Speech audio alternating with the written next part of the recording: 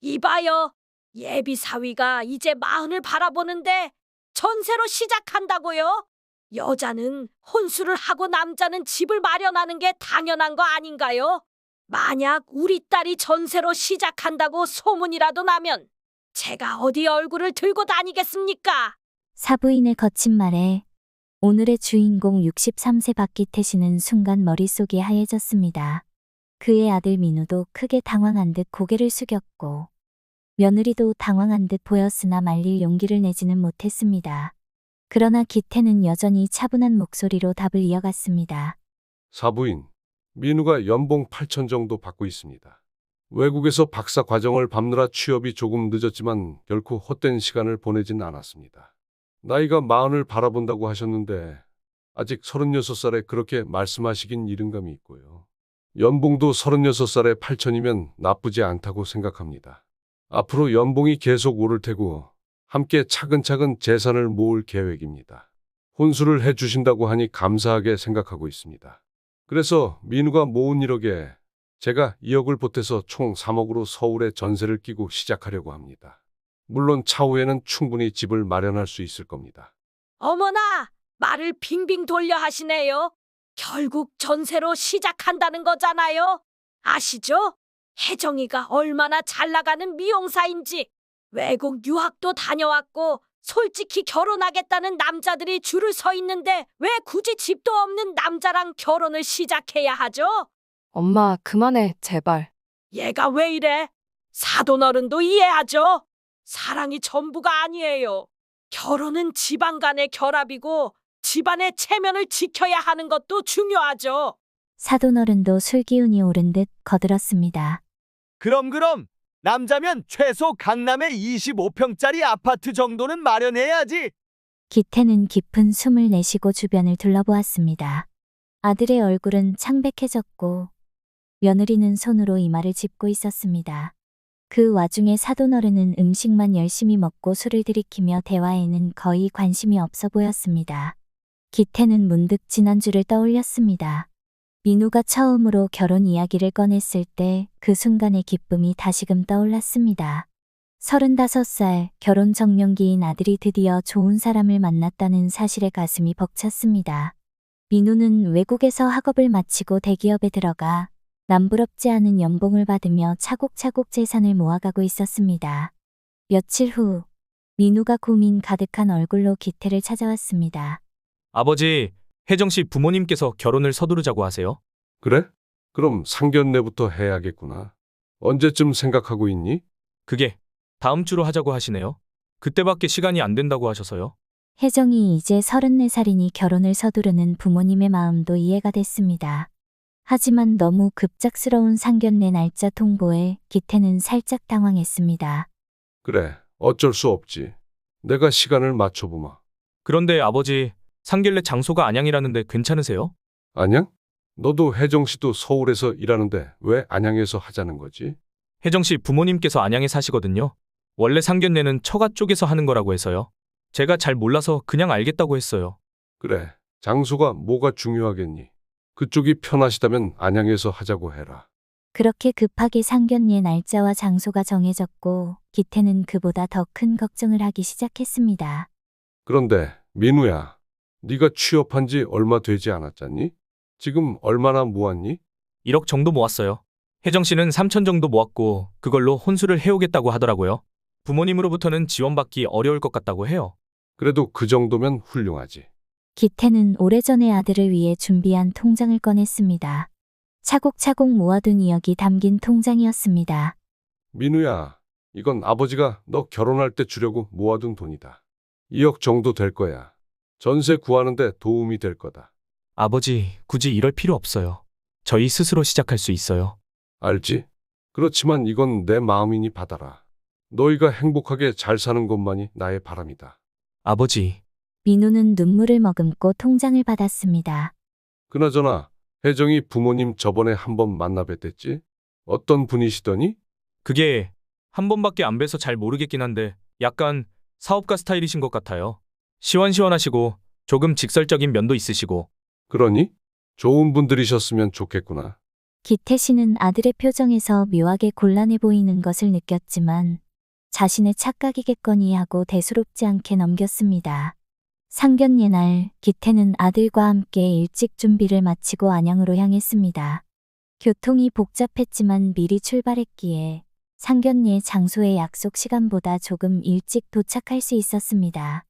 한정식집 문을 열고 들어서자 혜정의 부모는 이미 자리에 앉아 있었습니다. 사부인은 팔짱을 낀 채 여유로운 표정으로 앉아 있었고 사돈어른은 음식을 먹으며 술잔을 몇 잔 비운 듯 했습니다.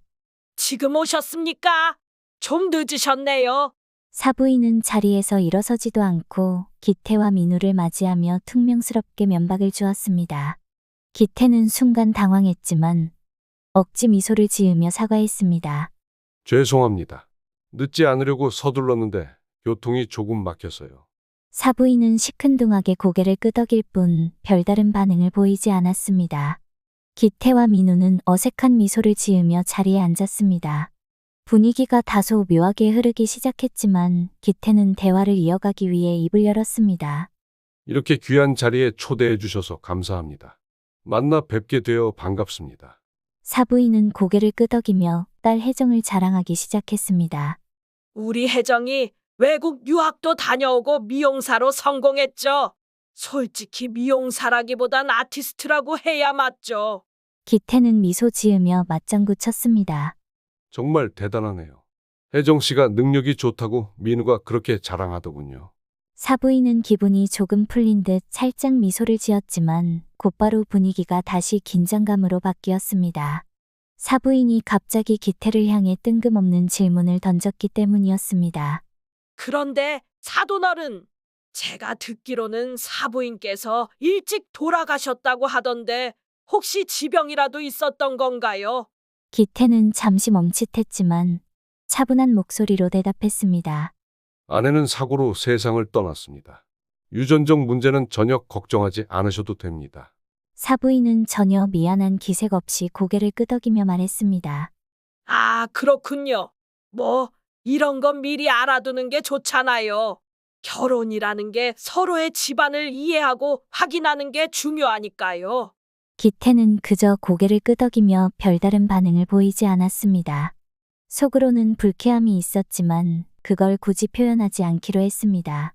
그의 아들 민우도 사부인의 무례한 질문에 얼굴이 굳었지만 기태는 침착함을 유지하며 대화를 끝낼 수 있었습니다. 그럼 사돈어른은 지금은 무슨 일 하고 계세요? 아, 네? 저는 지금 전기기사 일을 하고 있습니다. 네, 전기기사요? 그거 사람들한테 존경받기는 힘든 직업 아닌가요?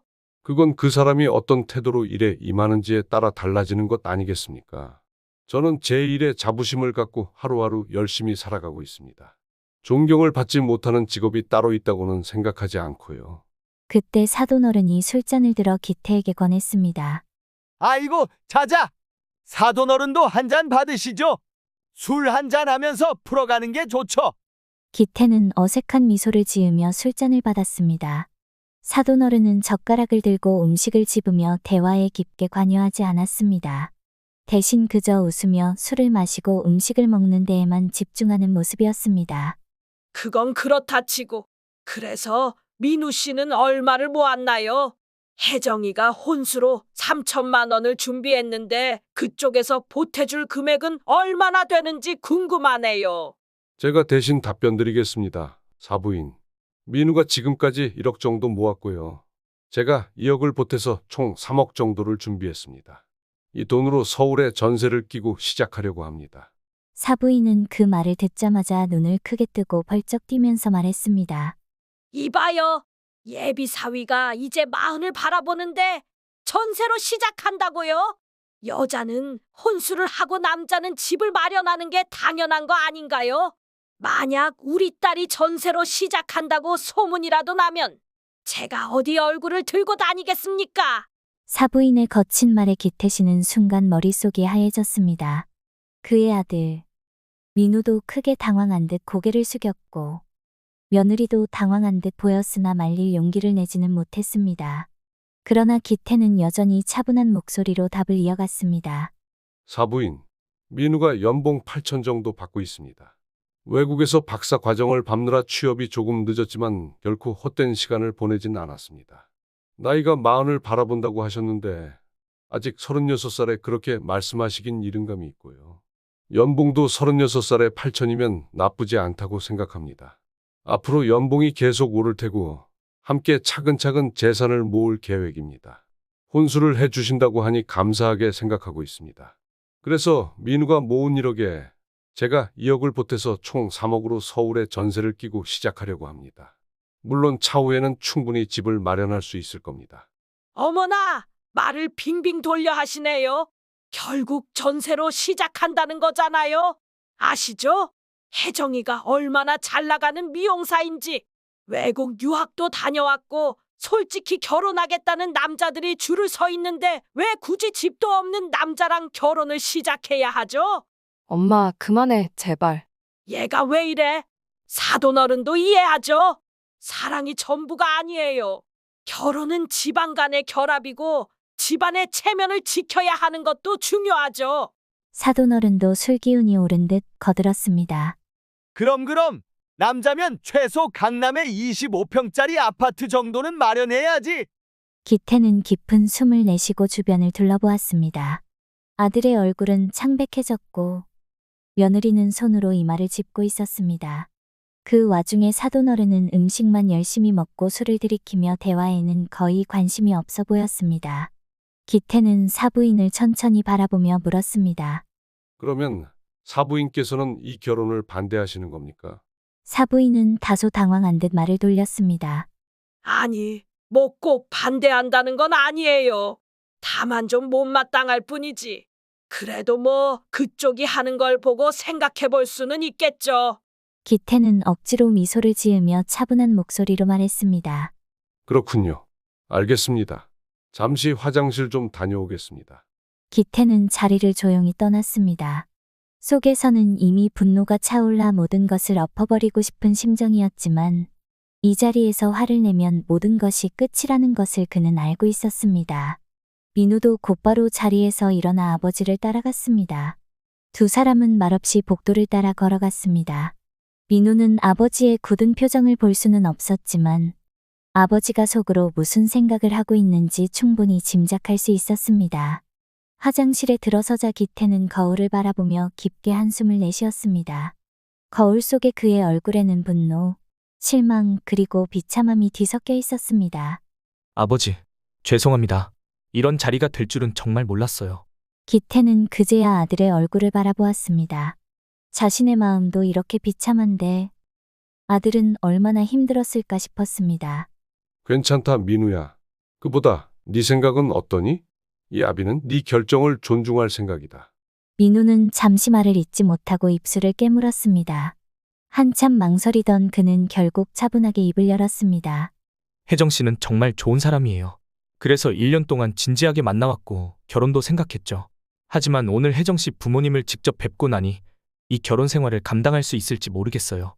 기태는 속으로 안도의 한숨을 내쉬었지만 자신의 마음을 아들에게 내비치지 않으려고 침묵을 지켰습니다. 그는 아들이 더 깊이 생각할 수 있도록 기다렸습니다. 결혼은 가족끼리 하는 거잖아요. 아무리 혜정 씨를 사랑해도 아닌 건 아닌 것 같아요. 무엇보다 아버지를 이렇게 무례하게 대하는 사람들과 평생을 함께할 자신이 없어요. 기태는 아들이 확고한 결정을 내렸다는 것을 느끼며 조용히 물었습니다. 결정에 후회는 없겠니? 민우는 잠시 눈을 감고 다시 한번 생각한 뒤 고개를 끄덕였습니다. 네, 아버지. 저는 확고합니다. 이제야 마음이 편해지는 것 같아요. 기태는 아들의 결정을 존중하며 조용히 답했습니다. 그래. 네 뜻이 그렇다면 나도 네 결정을 존중하마. 사실 나도 네가 앞으로 처가에서 받을 대우를 생각하니 마음이 편치 않았어. 화장실 안은 잠시 침묵에 잠겼습니다. 기태와 민우는 나란히 거울을 바라보며 생각을 정리했습니다. 그리고 기태가 먼저 입을 열었습니다. 가자, 아들. 이제 매듭을 지어야지. 네, 아버지. 두 사람은 마음을 다잡고 화장실을 나섰습니다. 긴 복도를 걸어 상결례 자리로 돌아가는 길. 기태는 민우의 손을 따뜻하게 잡아주었습니다. 민우는 아버지의 그 손을 꽉 잡으며 서로의 마음을 확인했습니다. 화장실에서 나와 복도를 걷던 기태와 민우는 상견례 자리로 돌아가기 직전 안에서 들려오는 사부인과 혜정의 대화를 듣게 되었습니다. 엄마, 대체 왜 그래? 자리 망치려고 작정한 거야? 얘가 뭘 모르네 그래. 초반에 이렇게 기선제압을 확실히 해놔야 네가 고생을 덜 하는 거야. 누가 봐도 우리 집이 좀 밀리는데 이렇게라도 안 해두면 앞으로 계속 힘들 거라고. 그러실 필요 없습니다. 저와 민우는 그쪽 집안과 혼인을 하지 않기로 결정했습니다. 사부인은 기겁한 표정으로 물었습니다. 뭐라고요? 지금 우리 얘기 엿들은 거예요? 아니, 그게 중요한 게 아니고 방금 그게 무슨 소리예요? 들으신 그대로입니다. 저희는 결혼을 진행하지 않겠습니다. 아들과도 이미 이야기가 끝난 상황입니다. 사부인은 당황하며 다급하게 대꾸했습니다. 아니, 그게 갑자기 무슨 말이에요? 왜 그렇게 결정을? 죄송합니다. 하지만 저희 뜻은 변하지 않습니다. 사부인은 당황한 듯 몸을 움찔거리며 말했습니다. 사돈어른, 잠깐만 진정하시고 들어보세요. 저도 조금 과하게 말한 건 인정합니다. 사과드릴게요. 그렇지만 결혼이라는 게 미리 서로를 다 알아야 나중에 문제가 안 생기잖아요.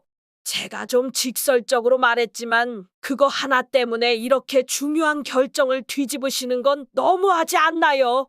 직설과 무례는 다릅니다, 사부인. 사부인께서는 처음부터 끝까지 저희를 존중하지 않는 태도로 대하셨죠. 상대를 존중하지 않는 솔직함은 무례한 겁니다. 제 직업에 대해 함부로 평가하신 것, 제 아내의 죽음을 아무렇지 않게 입에 올리신 것, 그리고 제 아들이 열심히 읽은 것을 그저 집 한 채 못 해오는 남자라고 치부하신 것 등 솔직히 많이 불쾌했습니다. 따님이 얼마나 그쪽에게 소중한지 저는 잘 알고 있습니다. 하지만 저도 일찍 아내를 잃고 홀로 제 아들을 귀하게 키웠습니다. 아들은 이제 경제적으로도 남부럽지 않게 벌고 앞으로 더 많은 것을 이룰 수 있을 겁니다. 하지만 이렇게 소중한 제 아들을 무시하는 집안과는 함께 지낼 수 없습니다. 며느리가 눈물을 글썽이며 당황한 목소리로 기태에게 다가와 말했습니다. 아버님, 죄송해요. 부모님이 너무 심하셨어요. 민우야, 너한테도 미안해. 근데 지금 하는 말은 농담인 거죠? 진심 아니죠? 그래, 사돈어른. 우리가 좀 실수했나? 나도 술 기운에 좀 실수한 것 같은데. 사과드리겠수다. 며느리의 눈빛이 절박했지만 기태는 고개를 저으며 단호하게 대답했습니다. 혜정양, 미안하게 생각합니다. 혜정양은 잘못한 게 없어요. 다만 오늘 여러 가지 상황을 보고 판단한 결과 이 결혼은 더 이상 진행할 수 없을 것 같습니다. 이해해 주길 바랍니다. 기태와 민우는 자리에서 단호히 돌아섰습니다. 그들의 결심은 확고했습니다. 기태는 마침내 속이 뻥 뚫린 듯한 기분이 들었고 민우도 아버지를 따라 묵묵히 걸어나갔습니다. 혜정은 뒤에서 애타게 외쳤습니다. 아버님, 민우야? 제발 한 번만 더 기회를 주세요. 하지만 기태와 민우는 더 이상 그 자리에 남을 이유가 없었습니다. 뒤에서 사부인이 투덜거리는 소리가 들렸습니다. 아니, 이걸 이렇게 끝내? 고작 그 말 한마디 했다고 이렇게 예민하게 굴면 대체 어떻게 결혼을 하겠다는 건지. 사돈어른도 술기운에 비틀거리며 덧붙였습니다. 저저 경우 없는 것들 보소.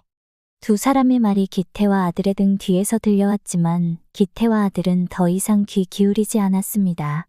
모든 것을 뒤로한 채 두 사람은 묵묵히 발걸음을 옮겼습니다. 집으로 가는 차 안에서 기태는 운전하는 민우의 옆모습을 조용히 살폈습니다. 민우는 아무 말 없이 핸들만 잡고 도로를 응시하고 있었습니다. 기태는 아들이 혹시나 상처받았을까 걱정이 되었습니다. 한참을 고민하던 기태는 조심스럽게 아들에게 물었습니다. 아들아, 괜찮으냐? 민우는 한숨을 길게 내쉬며 도로를 계속 바라보다가 고개를 저으며 입을 열었습니다. 너무 걱정하지 마세요, 아버지. 솔직히 마음이 좀 복잡하긴 해요. 혜정 씨랑 추억도 많고 많이 좋아했으니까요. 그렇다고 후회하는 건 아니에요. 오히려 잘한 결정이라는 확신이 들어요. 아무리 혜정 씨를 사랑해도 저희를 무시하는 그 집안과는 절대 함께할 수 없다는 걸 알았어요. 기태는 아들의 말을 듣고 가슴이 뭉클해졌습니다. 분명 마음이 복잡할 텐데도 이 상황을 이성적으로 받아들이고 있는 아들의 성숙함이 자랑스러웠습니다. 그래, 아들아. 인생은 길다. 힘든 일이 있어도 열심히 살다 보면 좋은 인연이 또 찾아올 거야. 지금은 이렇게 됐지만 앞으로 너의 앞에는 더 좋은 날들이 기다릴 거다. 민우는 고개를 끄덕이며 미소를 지었습니다. 그럼요, 아버지. 저도 그렇게 생각해요. 그때 민우의 휴대폰이 울리기 시작했습니다. 민우는 슬쩍 화면을 보더니 조용히 전화를 무음으로 돌렸습니다. 같은 번호로 계속해서 전화가 걸려왔지만 민우는 아무런 대꾸도 없이 차분히 운전에 집중할 뿐이었습니다. 그렇게 2년이 흘렀습니다. 기태는 여전히 전기기사로 성실하게 하루하루를 보내고 있었습니다. 고객들 역시 친절하고 실력 있는 기태 씨를 좋아했습니다. 기사님 고생이 많으세요. 이것 좀 드시고 하세요. 제 할 일인걸요. 잘 마시겠습니다. 오늘도 무사히 수리를 마치고 밖으로 나온 기태 씨에게 전화가 울립니다. 아들 민우였습니다. 민우야. 무슨 일이니? 민우는 밝은 목소리로 대답했습니다. 아버지, 이번 주 토요일. 잊으신 거 아니죠? 기태는 살짝 웃으며 대답했습니다. 그럼 어떻게 있겠니? 아들 상견례인데 말이야. 그런데 아들, 이번에는 괜찮은 분들이신 거 맞지? 걱정하지 마세요, 아버지. 이번에는 제가 미리 여러 번 배웠는데 정말 괜찮으신 분들이에요. 이번엔 진짜 확실해요. 기태는 아들의 확신 어린 목소리를 듣고 안도의 한숨을 내쉬었습니다. 그래, 그러냐? 다행이구나. 이번에는 진짜 좋은 분들을 만났나 보구나. 아들의 들뜬 목소리가 이어졌습니다. 민우는 상대방 가족이 얼마나 괜찮은지 계속 얘기했고, 기태는 그 대화를 들으며 자연스럽게 미소를 지었습니다. 그리고 2년 전 상견례 날이 떠올랐습니다.